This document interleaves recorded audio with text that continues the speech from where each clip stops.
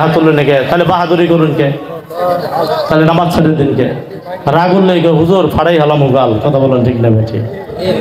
পুনারের ময়দান থেকে অনেক হুজুর করে কলারে ধরে নামাছেন, কথা মনে আসে না নাই? এখন যদি নামাতে আসেন পিঠে চামড়া তুলে ফেলবো, কথা বলেন ঠিক না বেঠিক? কথা বলেন না কেন? ইমানি শক্তি আসে না? এখন খালি নামাবার আইসেন হুজুরদের কাছে। আমি নিয়ত করতেছি আগামী বাংলাদেশ হুজুরদের বাংলাদেশ, কথা বলুন ঠিক না বেঠিক? উলামা ইকরামদের বাংলাদেশ, মুসল্লিদের বাংলাদেশ, যারা 5 ওয়াক্ত নামাজ পড়ে তাদের বাংলাদেশ।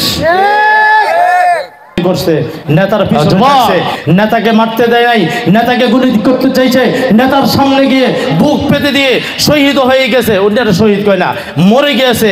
অথচ নেতা কোনোদিন তার কবরে গিয়ে সূরাতুল ফাতিহা উপরে দেখে নাই, কথা বলুন ঠিক না বেঠিক? নেতার পেটের মধ্যে 100টা বুম মারলেও তো বিসমিল্লাহ বাইর হবো না, ও সূরা ফাতিহা পড়বো কোথা থেকে? কথা বলেন ঠিক? ময়দান থেকে একজন সাহাবী বাড়ির থেকে ফিরছে, তার সঙ্গে আরো অনেক সৈন্য বাহিনী ছিল। আস্তে আস্তে পথিমধ্যে রাত হয়ে গেল। রাত হওয়ার সাথে সাথে আমার বন্ধুগণ সাহাবায়ে কেরাম এক জায়গায় তাঁবু টাঙালেন। তাঁবু টাঙানোর পরে এশার নামাজের ওয়াক্ত হয়ে গেল। এশার নামাজ সেখানে আদায় করলেন সুন্দরভাবে। খানা দানার কাজ শেষ হয়ে গেল। খানা দানার কাজ শেষের পরে বন্ধু মুসলমান সকলেই বেডিং পেরে তারা শুইতে লাগলেন। অধিকাংশ সাহাবায়ে কেরাম শুইছেন, ঘুমাইতে গেছেন। অধিকাংশ সাহাবায়ে কেরাম ঘুমাই পড়লেন। এরপরে দেখা যায় আরো কিছু সাহাবী ছিল, তারা জীবিত, তারাও চৈতন্য ছিল, তারাও ঘুমিয়ে গেলেন। আর তাদের ভিতর থেকে একজন সাহাবী সে ঘুমাইতে লাগলেন। তন্দ্রা চোখের ভিতরে এসেছে, ঘুম ঘুম ভাব। যখন মাথা বালিশের ভিতরে বা বেডিং এর ভিতরে আল্লাহর জমিনে যখন মাথাটা দিয়েছেন, তিনি শুনতে পেলেন যে সুমধুর কণ্ঠ, এমন সুন্দর কণ্ঠ দিয়ে মাটির নিচ থেকে সূরা মুলুকের তেলাওয়াত আসতেছে। জোরে বলেন সুবহানাল্লাহ। সূরা মুলুকের আওয়াজ শুনতে পেলেন, তেলাওয়াত শুনতে পেলেন। ওই সাহাবী হতভম্ব হয়ে গেলেন, অবাক হয়ে গেলেন। হ্যাঁ, এই মাটির নিচে কোরআন কারা তেলাওয়াত করে, এমন পরিবেশ যদি আপনার জীবনে, আমার জীবনে কোনো জায়গায় আসে, তাহলে ওই রাত্রিতে কি ঘুম আসবে? কথা বলেন। হ্যাঁ,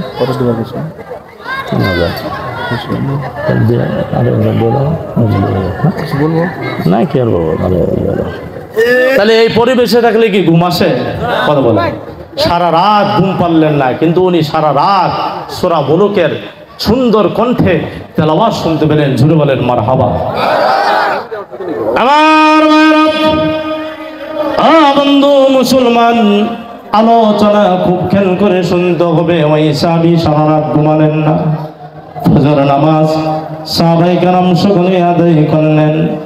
তার মনের ভিতরে তামান্না, কখন আমি রাসূলের দরবারে উপস্থিত হব, ঘটনা সম্পর্কে অবগত হব। জোরে বলেন সুবহানাল্লাহ।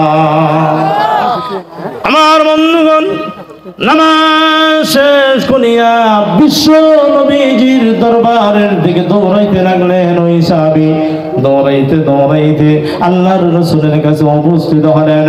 উপস্থিত হওয়ার পরে মায়ার নবীকে ডাক দিলেন, ইয়া রাসূলুল্লাহ, ওগো আল্লাহর পয়গম্বর, আমরা জিহাদের ময়দান থেকে আসার টাইমে প্রতি মধ্যরাত হয়ে গেল। এক জায়গায় তাঁবু ফেলালাম, এরপরে আসার নামাজ আদায় করলাম, খানা দানার কাজ শেষ করলাম, বিছানা পড়লাম, শুইতে গেলাম। সকলে প্রায় ঘুমাই গেল। আমি যখন ঘুমাইতে গেলাম, মাথাটা যখন জমিনে দিয়েছি, তখন সূরা মুলুকের সুন্দর সুন্দর কণ্ঠে আওয়াজ আমার কানের ভিতরে আসলো। আমি সারা রাত কোরআন তেলাওয়াত শুনলাম, আমি ঘুমাতে পারলাম না। ইয়া রাসূলুল্লাহ, রহস্য কি? মেহেরবানি করে আমাকে পড়ে বলুন। জোরে বলেন না সুবহানাল্লাহ। এখন যদি এই গুরুস্থানের পাশ দিয়ে আপনারা যান, আর কোনো মুর্দা ব্যক্তির আলোচনা যদি কবরের মাঝে শোনেন, সূরা ফাতিহা বা সূরা ইখলাস বা সূরা ইয়াসিন পড়তেছে, তাহলে টাঙ্গাইলের মানুষ কি একটা থাকবে নাকি? সবাই বলবে। যদি কোন 1000 টিকিট, তারপরেও টিকিট কেটে হইলেও ওই তেলাওয়াত শুনবে। এটা আজব ঘটনা, কথা বলেন ঠিক না বেঠিক? ওই সাহাবী কেঁদে দিলেন, ইয়া রাসূলুল্লাহ, এত বিশাল বড় মর্যাদা কেমনে ভাবে হলো ইয়া রাসূলুল্লাহ, মেহেরবানি করে আমাকে বলে দেন। বিশ্ব নবীজি চোখের পানি ছেড়ে দিয়ে বললেন, সাহাবীরা, তোমরা যেখানে তাবু ফেলেছিল সেখানে কোনো গুরুস্থান আছিল কয় না, গুরুস্থানের কোনো চিহ্ন দেখি নাই। কবর আসেননি কয় না, কোনো কবরের চিহ্ন দেখি নাই। নবীজি বললেন, অবশ্যই কোনো কবর সেখানে ছিনে, কবরের কোনো আলামত ছিল না। তুমি একটা কবরের উপর তোমার বিছনা তুমি পারছিলা, তুমি বুঝতে পারো নাই।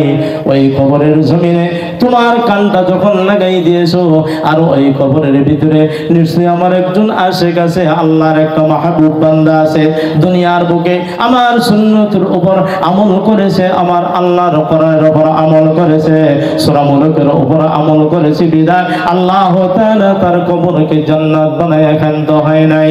সূরা মুলকের উপর আমল করার কারণে কিয়ামত পর্যন্ত আল্লাহ রাব্বুল আলামিন কবরের ভিতরে সূরা মুলক তেলাওয়াত করার পারমিশন দিয়ে দিয়েছে। জোরে বলেন মারহাবা, আর জোরে বলেন মারহাবা।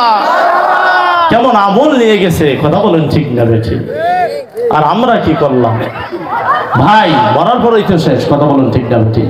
এখন যারা কোরআন পড়তে জানি না, কোরআন পড়া শিখি আমরা। আমার ভাইরা, শুধু তাই নয়, এক আল্লাহর মালিক, আল্লাহর বুজুর্গ একজন যুবক, তার মৃত্যু হলো দুনিয়ার বুকে, তার আত্মীয় স্বজন সকলে মিলে থেকে দাফন করলেন এরকম একটা কবরস্থানে। আমার ভাইয়ারা, এই যুবকটার যখন মৃত্যু হলো, যখন গোসল করানো হলো, 3 টুকরা কাপড় দিয়ে চোখন থেকে পেঁচানো হলো, দাফন করা হলো।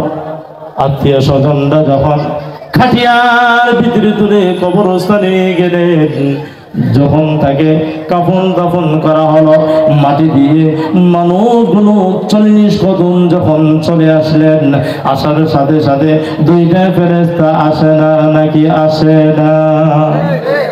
2টা ফেরেশতা আছে, একটার নাম হলো মুনকার, আর একটার নাম হলো নাকি। জোরে বলেন মারহাবা। দেখেন, দুনিয়া মুসলমানের সব জায়গায় প্রায় বিপদ, কথা বলেন ঠিক না? দুনিয়াতে আইসি আমল না করলে আবার কবরে গেলেও সমস্যা, আরাম নাই। কবরে হিসাব না দিলেও আবার 12টা বাজে হালাম। দেখেন, হাসরের ময়দানে উঠবেন, কবরে কত বছর থাকতে হবে এর কোনো হিসাব নিকাশই নাই। আল্লাহর রাসূল বলছেন, যেদিন পৃথিবীর শেষ দিন, কোন দিন? কথা বলেন না কেন? কোন দিন? ধ্বংস হওয়ার শেষ দিন, পৃথিবী ধ্বংস হওয়ার শেষ দিন। শেষ দিনে যে ব্যক্তি মারা যাবে, ওই ব্যক্তির কবরে 40,000 বছর থাকতে হবে। আল্লাহু আকবার। কয় বছর? 40,000 বছর থাকতে হবে। আপনি দুনিয়াতে কয় হাজার বছর থাকার জন্য আইছে? কারা কারা 1000 বছর থাকবেন? হাত তুলে। ও আমাদের একবার ঠিকই খেলা আছে, এরা বুঝছে, এতক্ষণ সময় বুঝে নাই। আচ্ছা, 100 বছর কারা কারা বাঁচবেন? হাত তুলে। হাত তুলে নাকি? তাহলে বাহাদুরি করুন কে? তাহলে নামাজ ছেড়ে দিন কে? রাগুল লেগে হুজুর ফাড়াই হালাম গাল, কথা বলেন ঠিক না বেঠিক? পুনারের ময়দান থেকে অনেক হুজুর করে কলারে ধরে নামাছেন, কথা মনে আছে না নাই? এখন যদি নামাতে আসেন, পিঠে চামড়া তুলে ফেলবো, কথা বলেন ঠিক না বেঠিক? কথা বলেন না কেন? ইমানি শক্তি আসে না? এখন খালি নামাবার আইসেন হুজুরদের কাছে।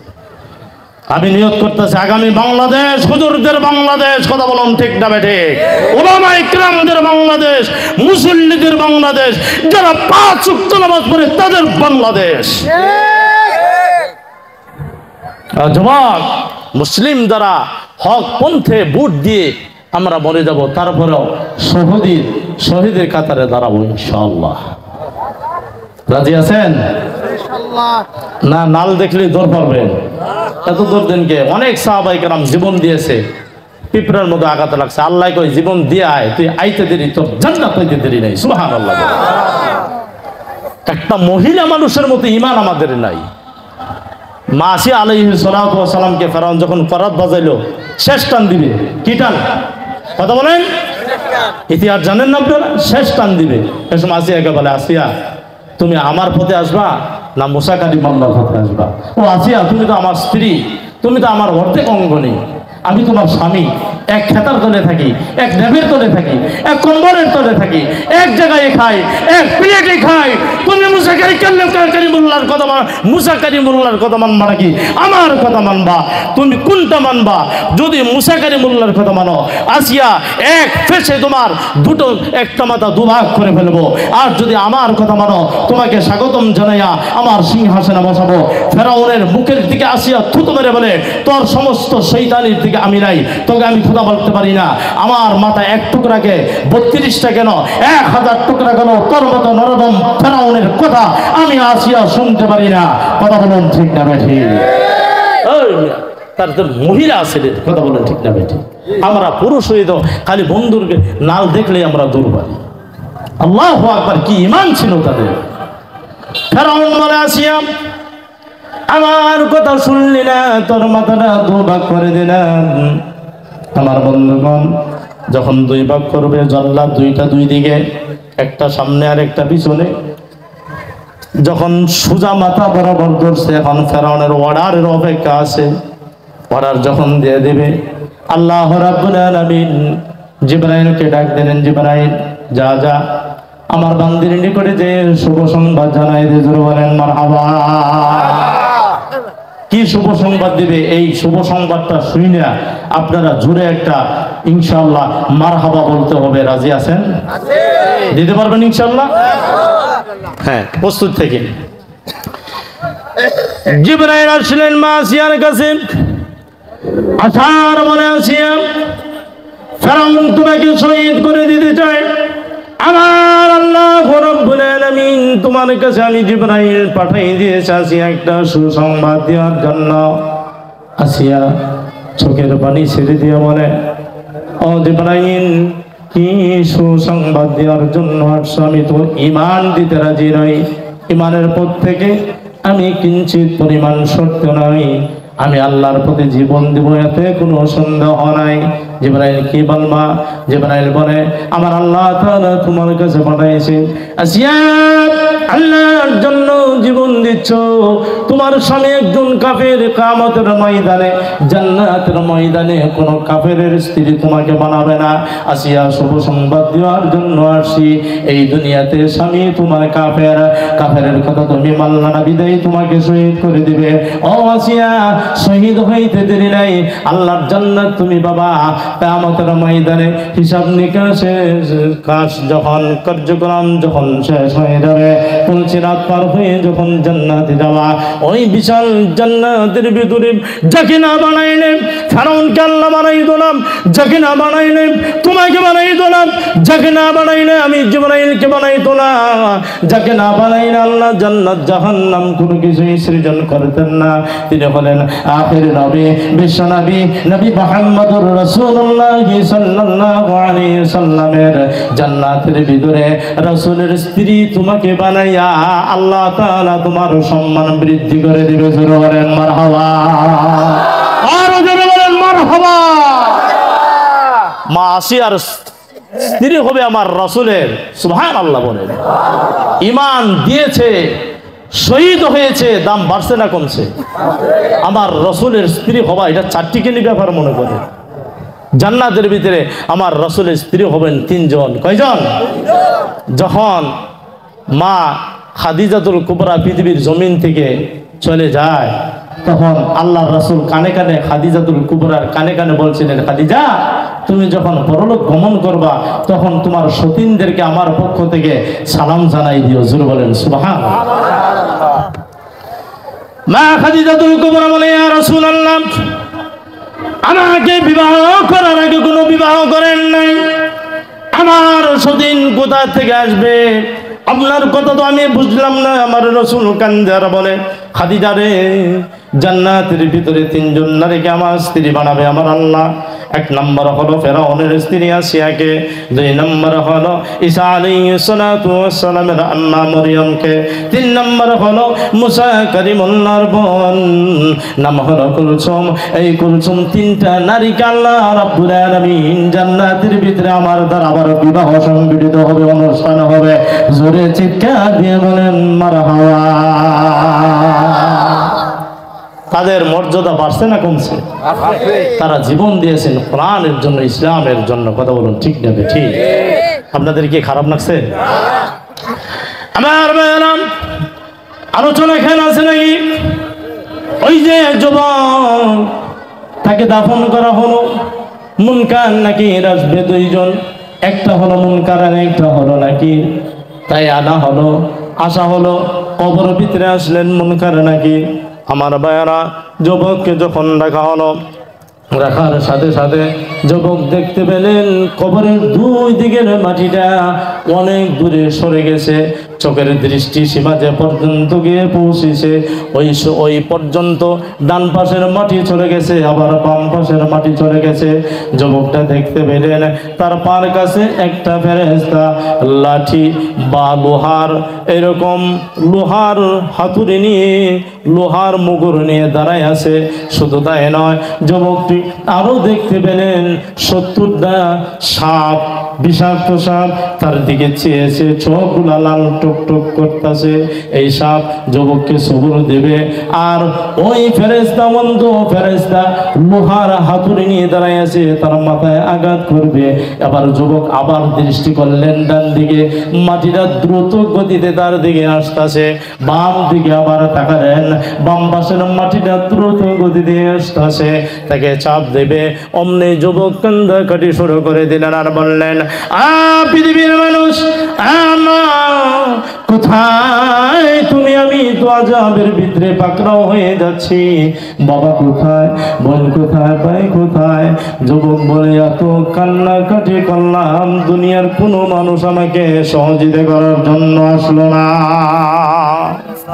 আমার ভাইয়েরা, এখন যদি আমরা কেউ মরি, কবরে আযাব দেয়, হাজারও যদি কান্দি, আমার ছেলে যদি হেঁটে যায় আমার পাশ দিয়া, কান্না শুনবে?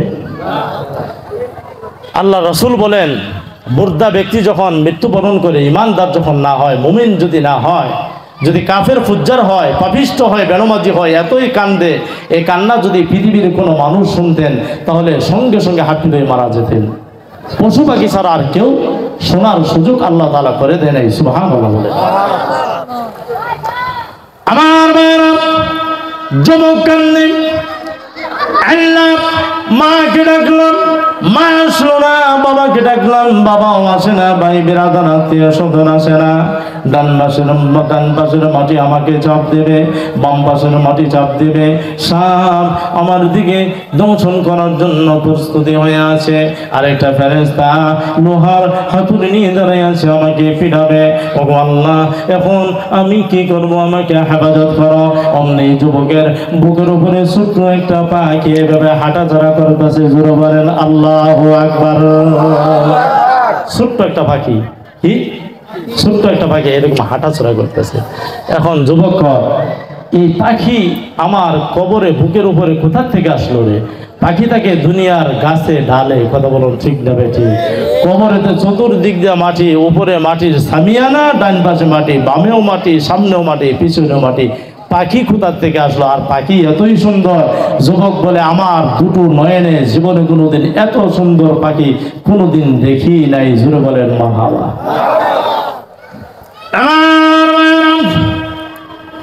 যুবক কান্নার বলে, পাখি, পাখি কোথা থেকে তুমি আসলে? দুনিয়ার কোন পাখি আসার পথ কোথা থেকে ভাই না? আবার পাখি মানুষের ভাষায় কথা বলে। জুড়ে বলেন মারহাবা। এবার পাখি বলে, বন্ধু হে, ডরায় না, ভয় করো না, দুনিয়ার কোন গাছের পাখি নই, দুনিয়ার কোন ডালের পাখি নই। আমি কে তুমি জানতে চাও? কয় হ্যাঁ জানতে চাই।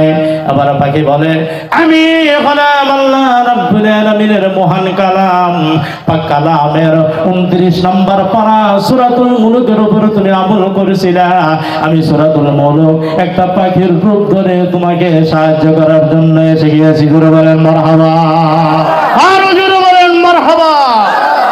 জিকির করেন লা ইলাহা ইল্লাল্লাহ, জোরে লা ইলাহা ইল্লাল্লাহ, লা ইলাহা ইল্লাল্লাহ,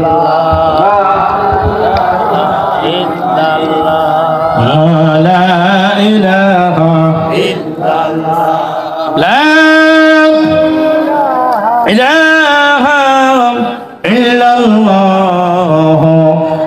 মুহাম্মাদুর রাসূলুল্লাহ সাল্লাল্লাহু আলাইহি ওয়াসাল্লাম। আমার ভাইরা, মনের দিল দিয়ে মনের কান লাগিয়ে আলোচনা শুনেন, দেখেন আমল করতে পারি কিনা। কারণ কবরে আমাদের কোনো বন্ধু থাকবে না। বন্ধু হলেন আমার রাসূল, বন্ধু হলেন আমার আল্লাহ। কথা বলুন ঠিক না বেঠিক? বন্ধু হলেন আমি যাকে সুন্দরভাবে দুনিয়ার বুকে যার কথা মতে আমি চলছি, আমল করেছি, ওই শায়েখ হলেন আমার বন্ধু, ওই পীর সাহেব হলেন আমার বন্ধু। কথা বলুন ঠিক না বেঠিক? আমার বন্ধুগণ, কবরের ভিতরে কাউকে পাবেন না। কোরআনের আমল করবেন, কোরআন আপনাকে সহযোগিতা করার জন্য খবর যাবে। ও আমার ভাইয়ারা, পৃথিবীর জমিনে মন্ত্রীর পাশে ঘুরে আপনার জীবন নষ্ট করে দিলেন, নেতার পিছে ঘুরে আপনার জীবন শেষ করে দিলেন। 1 বছর না 40 বছর নেতার পিছে ঘুরলেন, বিনিময়ে কিছু টাকা পাইলেন, সুবিধা পাইলেন, কিন্তু 3টা কাপড় নিয়ে যখন কবরে যাবেন, কোন নেতা আপনার কাছে যাবে না। যাবে না? যাবে? বাহুরিয়া মাসের সাথে যাব? কোন নেতা যারা নেতার গোলামি করছে, নেতার পিছনে থাকছে, নেতাকে মারতে দেয় নাই, নেতাকে গুলি করতে চাইছে, নেতার সামনে গিয়ে বুক পেতে দিয়ে শহীদ হয়ে গেছে, ওটা শহীদ কয় না, মরে গিয়েছে, অথচ নেতা কোনোদিন তার কবরে গিয়ে সূরাতুল ফাতিহা উপরে দেখে নাই। কথা বলুন ঠিক না বেঠিক? নেতার পেটের মধ্যে 100টা বোম মারলেও তো বিসমিল্লাহ বাইর হবো না, ও সূরা ফাতিহা পড়বো কোথা থেকে? কথা বলেন ঠিক না বেঠিক? মহান নেতা, বিশ্ব নেতা, আপনার নবী, আমার নবী, সমস্ত নেতাদের নেতা, সমস্ত নবী রসুলগণের মাতার মুকুট, তিনি হলেন আমার রসুল।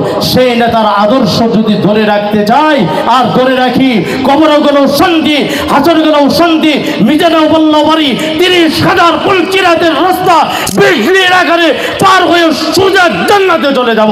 জোরে বলেন মারহাবা। সেই নেতার অনুসরণ করতে হবে। তিনি হলেন আপনার আমার রসুল, তিনি হলেন আপনার আমার কান্ডারি ভান্ডারি, আমার দয়ার নবীর অনুকরণ যদি করে যাই, আমরা প্রত্যেকটা গাড়ির মধ্যে নাজাত পেয়ে যাব। এই নেতার অনুসরণ করতে হবে।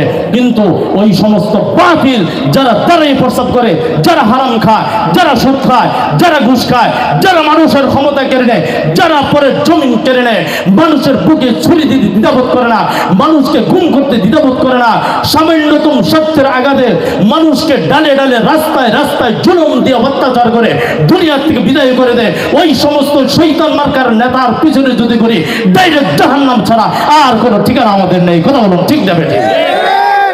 মুসলমান কোন পদে আছি? এখনো সময় আছে। মানুষের ডায়াবেটিস রোগী, হার্ট অ্যাটাক, ওইটা শেখ, আপনি বাড়িতে গেছেন, দেখেন খবর নিচ্ছে অমুকে নাই। এই হলো দুনিয়া বর্তমানে। কথা বলুন ঠিক না বেঠিক? কোন নেতার পিছনে করতেছি? আমার জবান পাখিকে বলে, পাখি তোমার পরিচয় চাই। পাখি বলে আমি দুনিয়ার কোনো পাখি না রে জবান, কোন গাছের পাখি না, কোন ডালের পাখি না। বন্ধু, তুমি হলেন আমার দুনিয়ার বন্ধু, কবরেও বন্ধু, হাসরেও বন্ধু, মিজানেও বন্ধু, পুলসিরাতেও বন্ধু।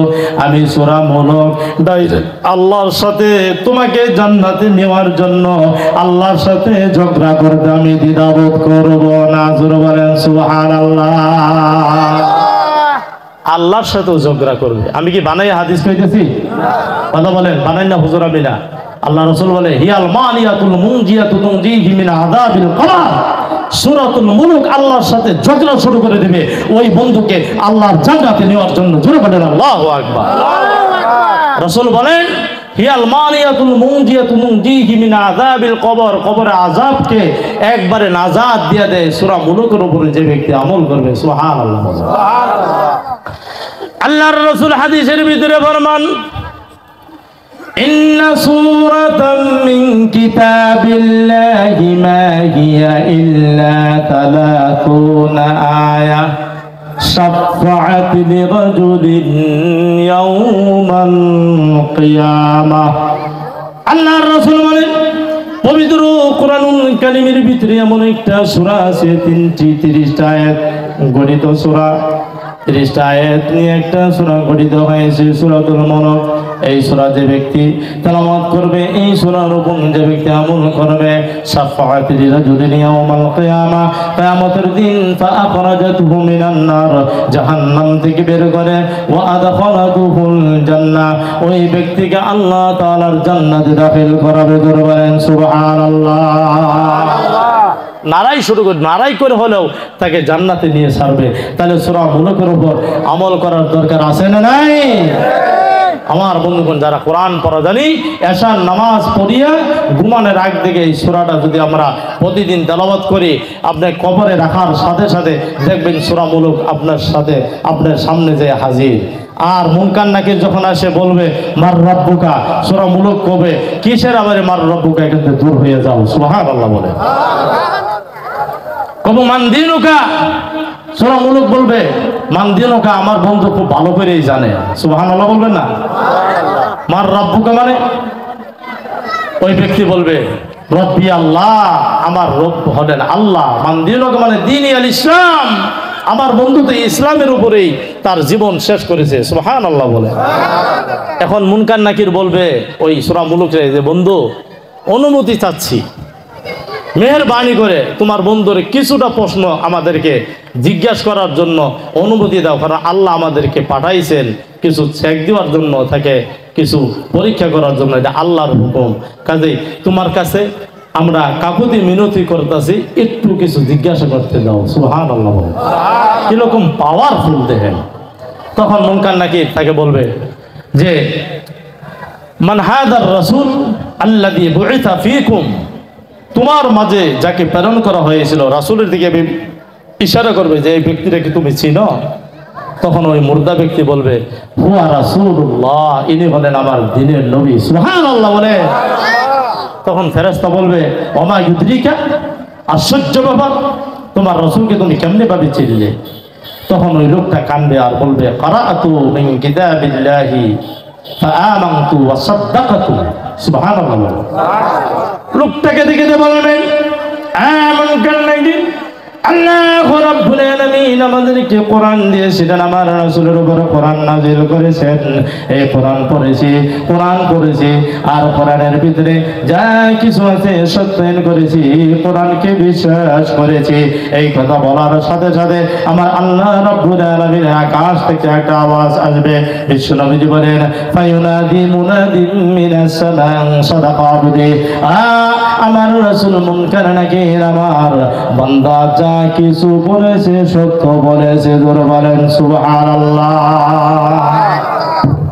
আল্লাহ ওয়ার্ডার দিবেন ফেরেশতাকে ফাফরিশুহু মিনাল জান্নাহ, আমার এই বান্দার জন্য কবরের ভিতরে জান্নাতের বিছানা বিছায়া দাও, ওয়া আলবিসুহু মিনাল জান্নাহ, জান্নাতের পোশাক পরায় দাও, আফতাহু লাহু বাবান ইলাল জান্নাহ, কই জান্নাতের দিকে আর এই কবরের সাথে একটা দরজা খোলা দাও।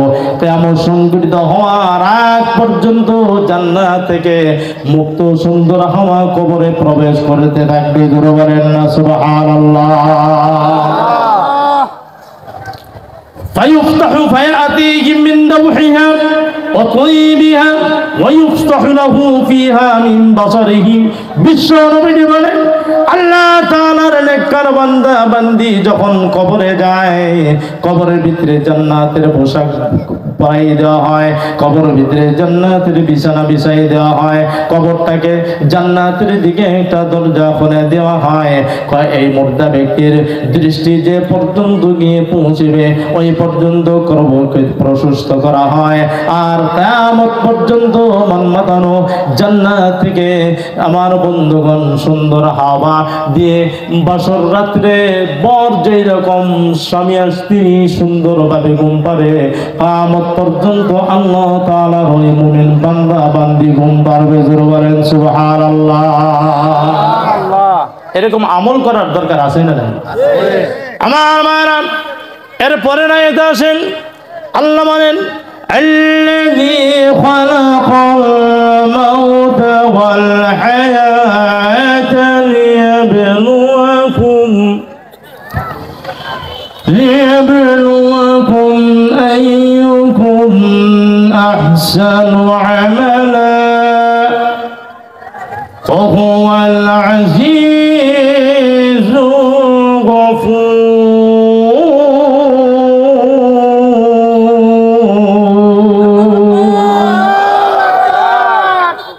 মহিলা প্যান্ডেলে জায়গা হচ্ছে না, ডিসিপ্লিন মানতেছে না, তো ফোন মানে মাইকে বলে দেন যে তাদের একটু সামনে আগায় বসতে সবাই নেই। আল্লাহু আকবার বলেন, মারহাবা বলেন, লিল্লাহি তাকবীর। দেখছেন কারবারটা। আমার মা বোনেরা, আমি আপনাদেরকে অনুরোধ জানাচ্ছি, আপনারা সামনের দিকে এগিয়ে আসেন, পিছনের মা বোনদেরকে অনুগ্রহমূলক আপনারা বসার সুযোগটুকু করে দেন। সুবহানাল্লাহ। আপনি যদি কাউকে ভালো জায়গা দিলেন বসার জন্য, আপনাকে ভালো জায়গা দিবেন বসার জন্য আল্লাহ তাআলা জান্নাতে। সুবহানাল্লাহ। তাই আমার মা যিনি আছেন, আরেক মাকে জান্নাতে জায়গা করে দেন, আপনার জান্নাত বসার জন্য জান্নাতে আল্লাহ তাআলা আপনার জায়গা করে দেবে। সুবহানাল্লাহ। সামনে দিকে এগিয়ে আসেন। আমার মারাম, আল্লাহ রাব্বুল আলামিন বলেন, আল্লাযী খালাকাল মাউতা ওয়াল হায়াতা